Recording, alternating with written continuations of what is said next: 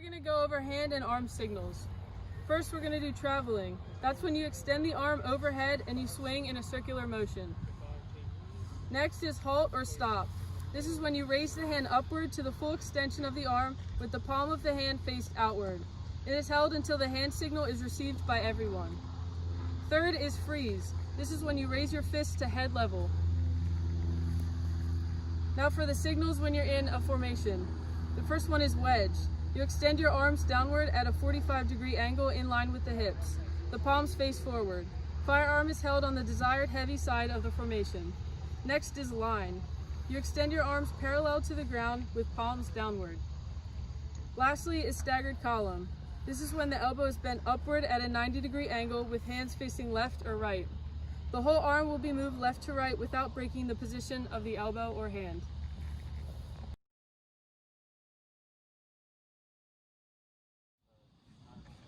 Wedge formation is the most common formation that a fire team will use.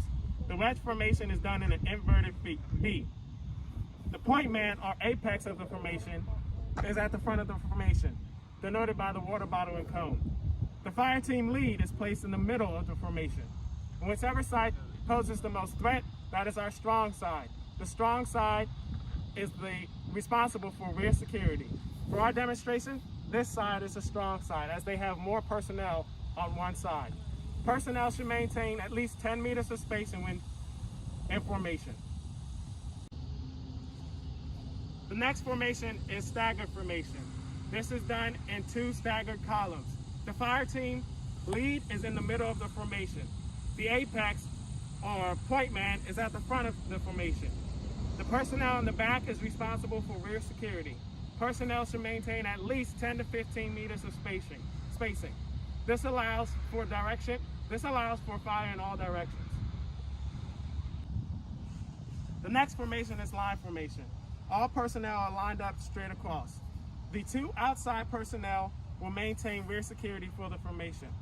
Everyone else will be facing the front. This allows for maximum firepower. Also, this line can be used for searching purposes. The next procedure is bounding procedures. You use bounding procedures when you're advancing towards enemy fire. Firing teams will start in line formation. The first firing team leader, Alpha, will command, Alpha, prepare to bound. All members in the team will echo, prepare to bound. Upon the command bound, from the firing team leader, the firing team will advance for 3 to 5 seconds. Typically, you'll say, I'm up, they see me, I'm down.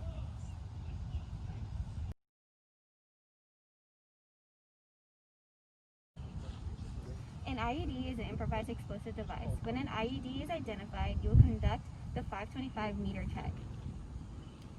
The meters go from 0 meters, 5 meters, 25 meters, 200 meters, and then the sky check. For 0 meters, that's where the IED is identified. So, as the example, here is the IED, this is the 0 meters.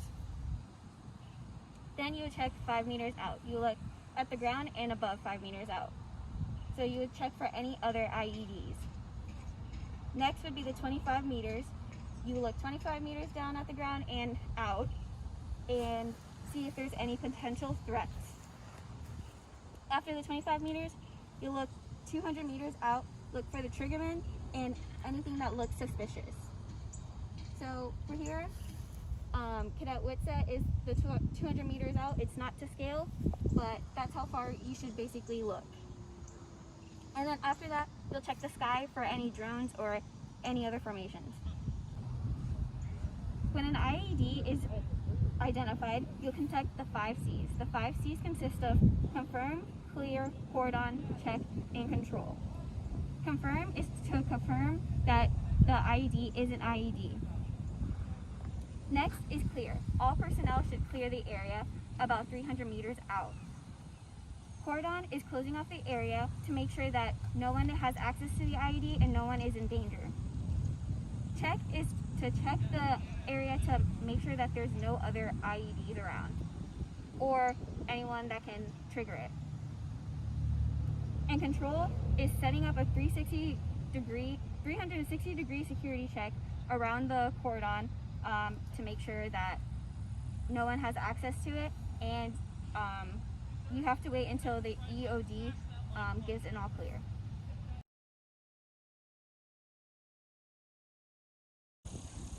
After you call in your 5 Cs, you're going to use the UXO or unexploded ordnance 9 line.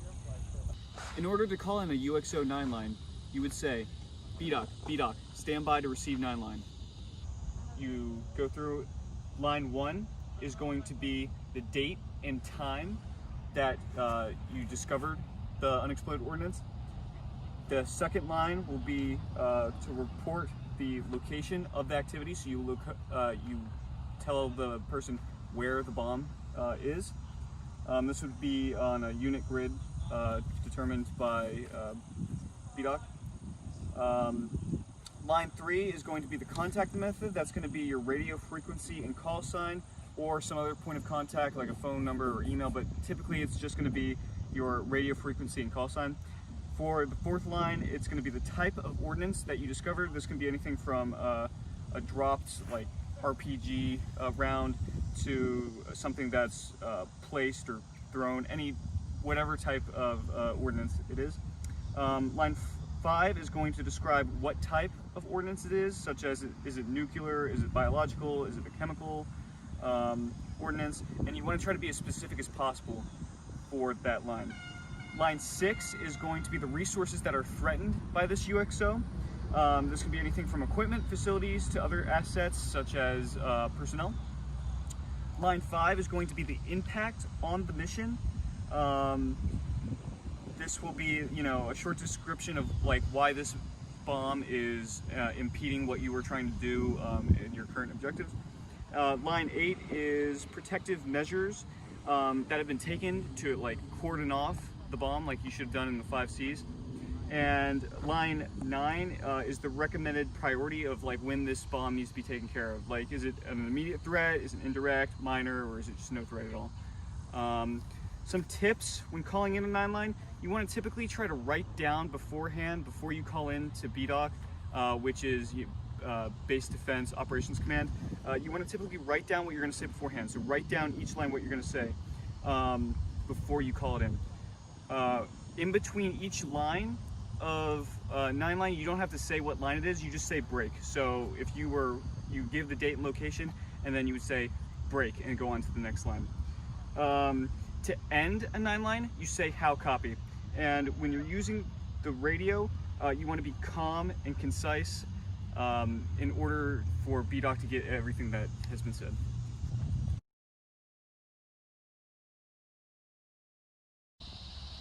Because we are on a narrow path, the fire team will be using a staggered column formation. Each personnel member is responsible for their own sector of fire. The point man is responsible for everything in the front and 100-degree vision. The personnel in the back is responsible for all rear security. Personnel should have at least 10 meters of spacing in between each personnel member. Once an IED is identified, you're going to do the 525 meter check. So 0 meters, 5 meters, 25 meters, 200 meters, and then the sky. Then you would move on to the 5C. We already confirmed that it is an IED.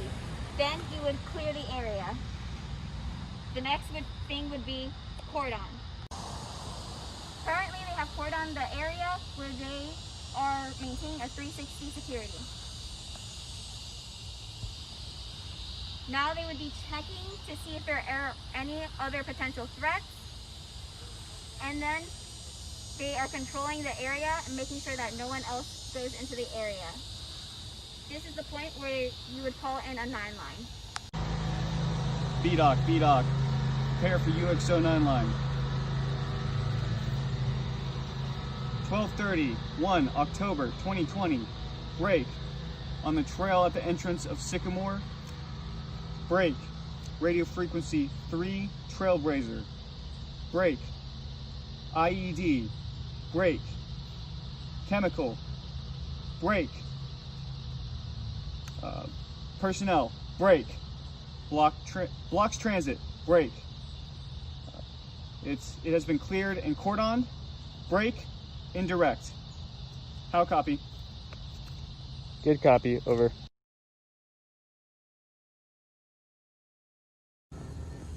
This is a wedge formation. The proper signal to do a wedge formation is like so.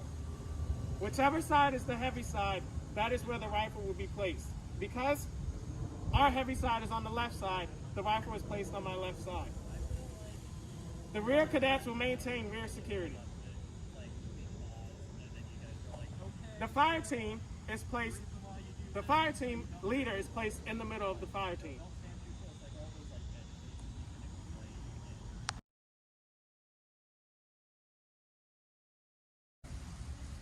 This is a line formation. The proper signal to put your team in line formation is as follows.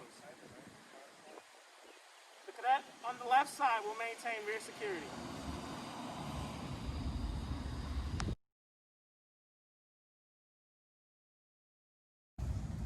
The fire team is now taking on enemy fire.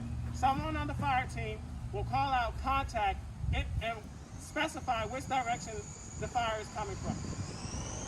Contact front!